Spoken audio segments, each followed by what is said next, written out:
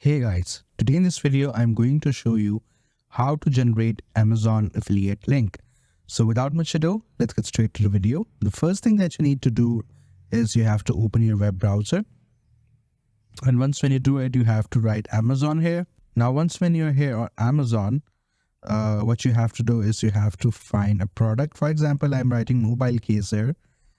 And if I go here, if I select this one, now you can see I have this option of get link, share, this tab, this bar that I have here. You need to join Amazon Associates in order to get this bar. I'll tell you what Amazon Associates is.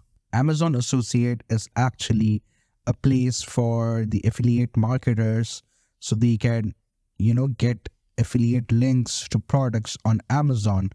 It's like a way that Amazon allows you to do affiliate marketing of its products. So you have to sign in here, you have to put your address, your country, your website links, and then you'll be good to go.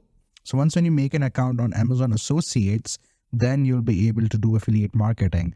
And in order to get the link of this iPhone case, what do I have to do? I have to click here.